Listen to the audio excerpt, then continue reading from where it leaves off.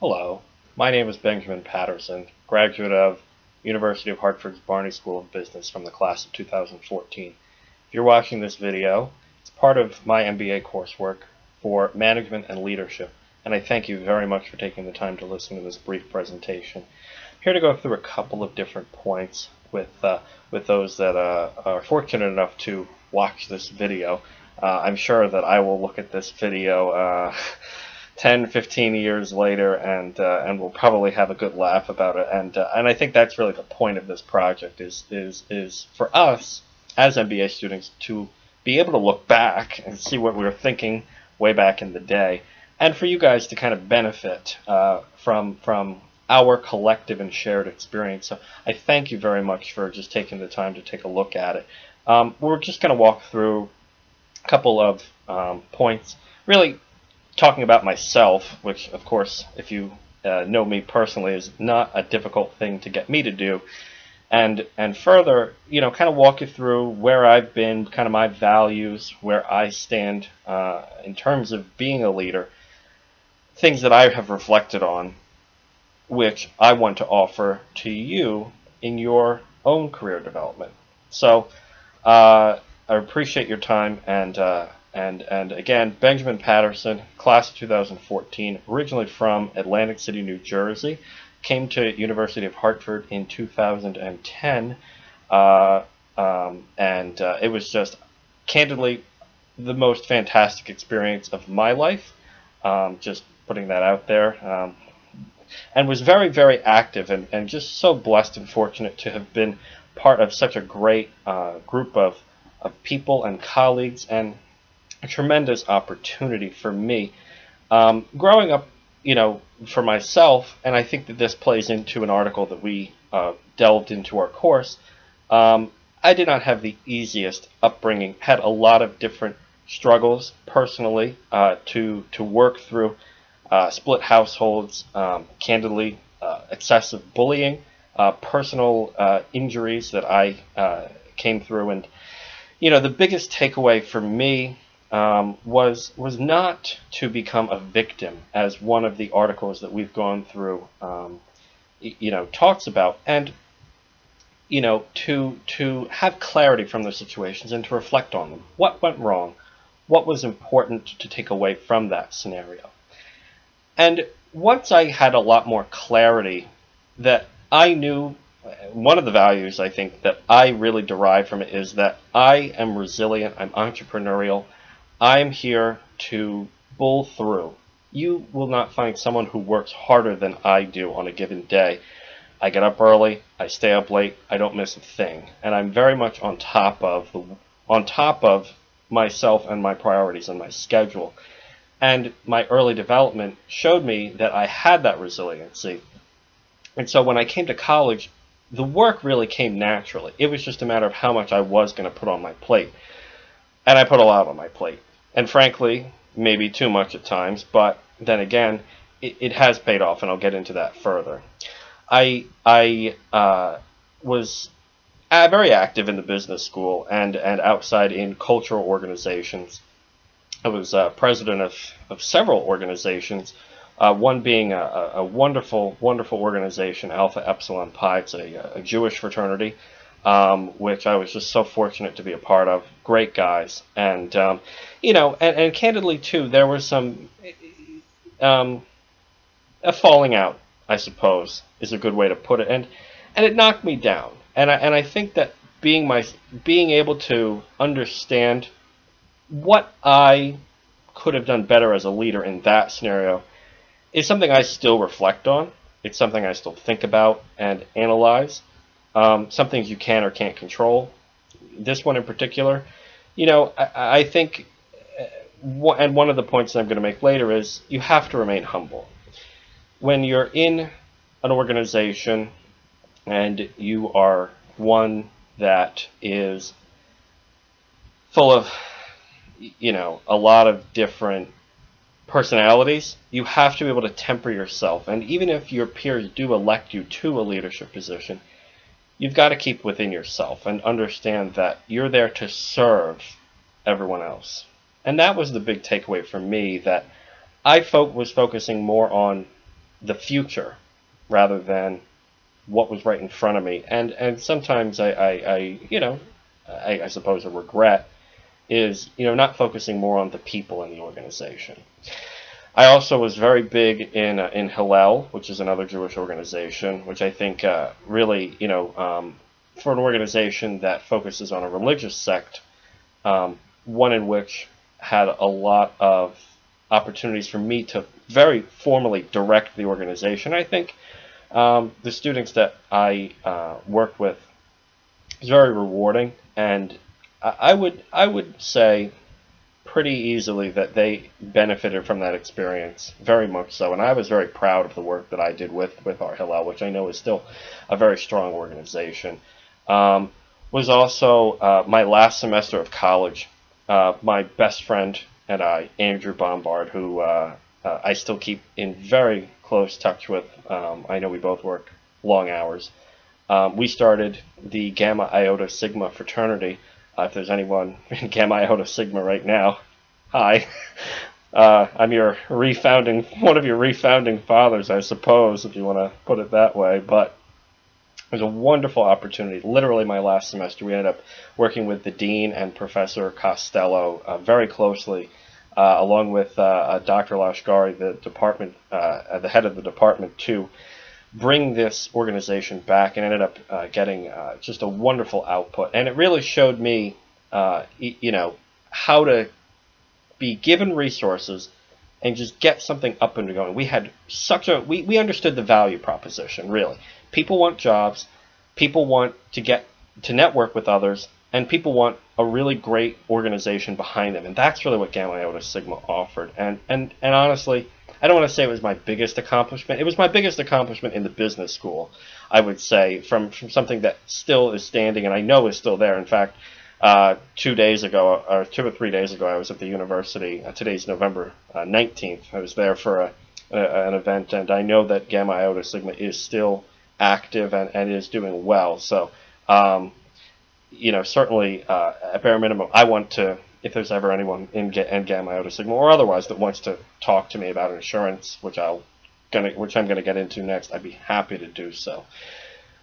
What the business school really helped me do was realize that you've got to know people still, even in this day, and networking is just so critical.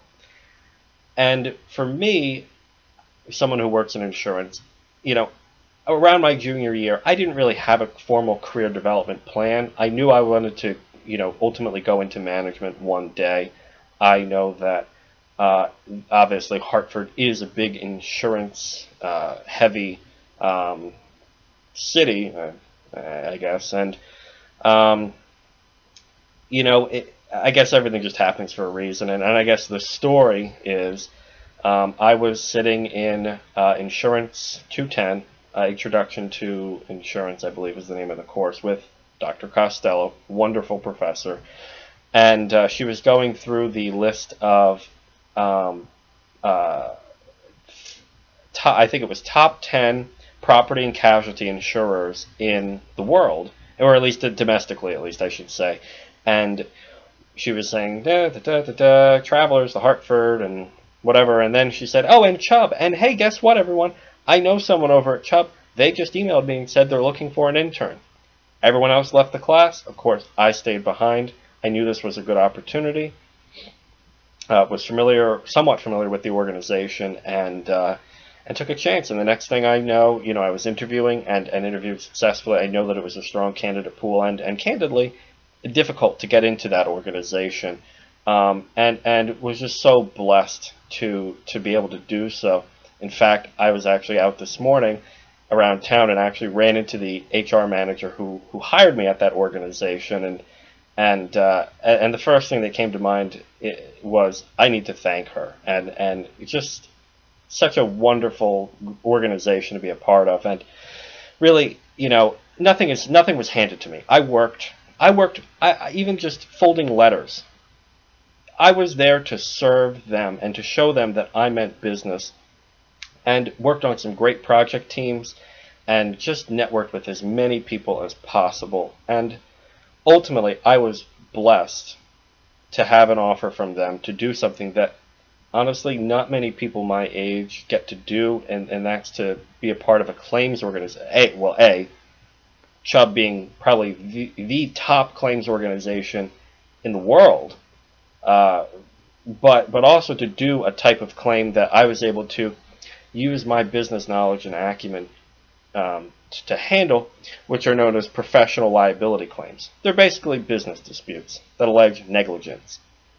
And I was just so fortunate to have been in that role for about 2 years. And I think, if you know the industry, Chubb was acquired, and another opportunity came up. The type of claim that I handle was part of a large program where a couple other insurance carriers were involved.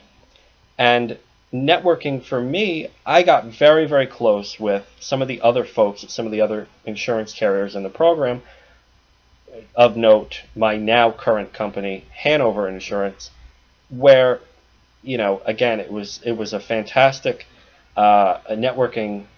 a result of great networking, really, on my part.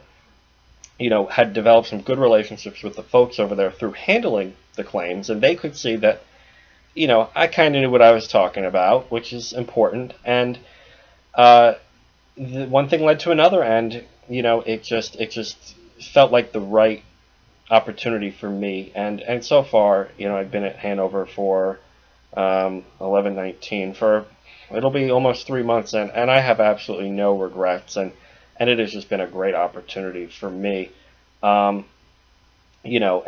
having interned and worked as hard as I did, it's certainly paying off, and that's, I think, the big takeaway from my development is really it's just been bullying through and just hard work and serving others. That's the big takeaway.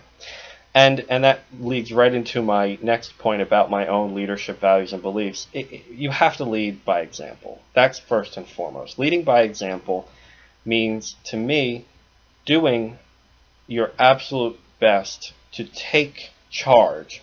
Maybe when no one else wants to take charge, or those with formal authority are not taking charge.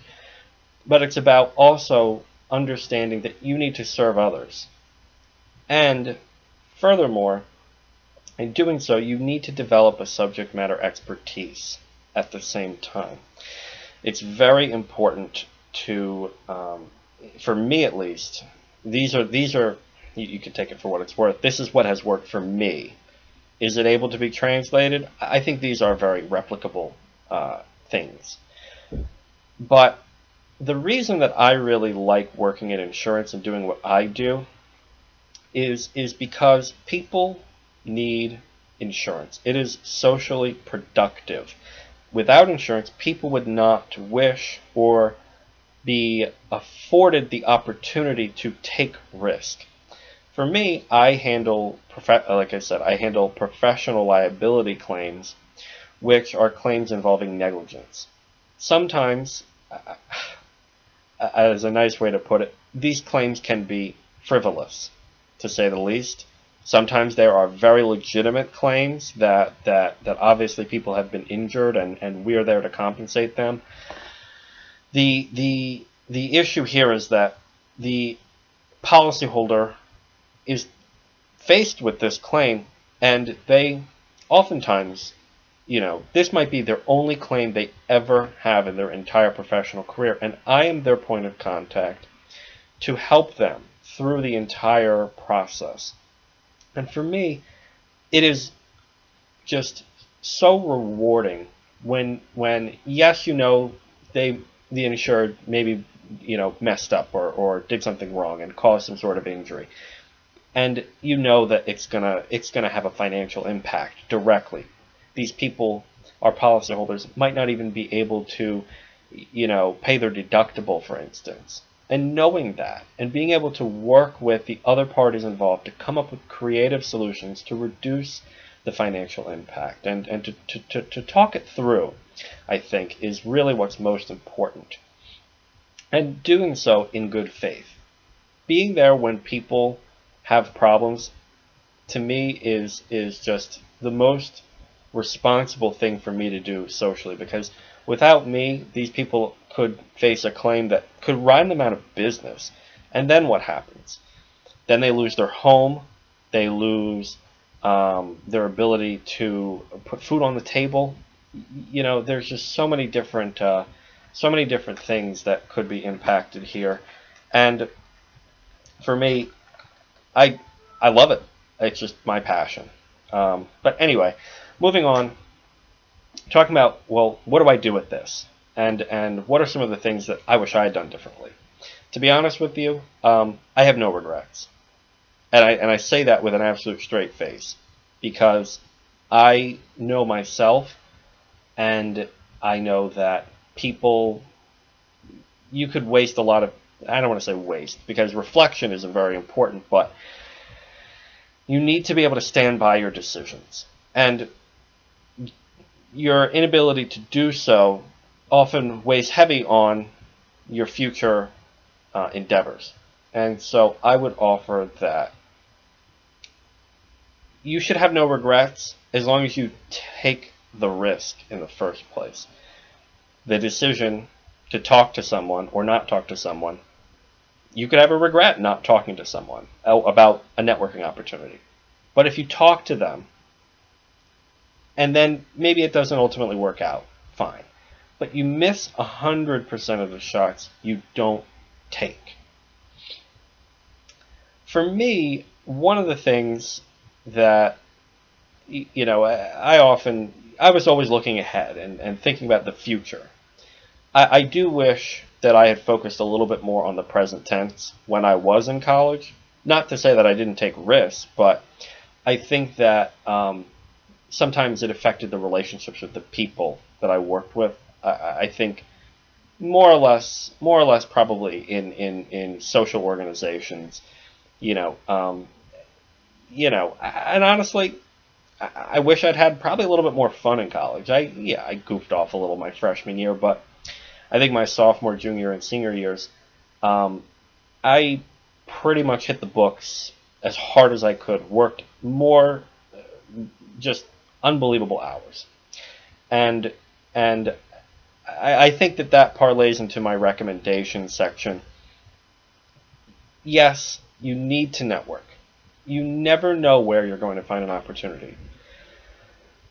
But make sure you have some fun in the process. Obviously you want to brand yourself well and be polished. It takes time. It takes practice. That's what the business school is here to help you do. Just do realize that you are not expected to know everything when you get out in the working world. And from my experience, having success in, my undergraduate career, don't walk into an organization acting like you know everything, because you will get squashed like a bug. I can assure you of that. But the most important skill that employers look for, and I can't emphasize this enough because this is really what I do each day, is, and I guess the big takeaway here is, focus on skills that make you better at working with others, especially written and verbal communication. Do not underestimate the power of email. Email is there to help you, and if you are a poor communicator on email, it could have an impact on getting messages across to those above you.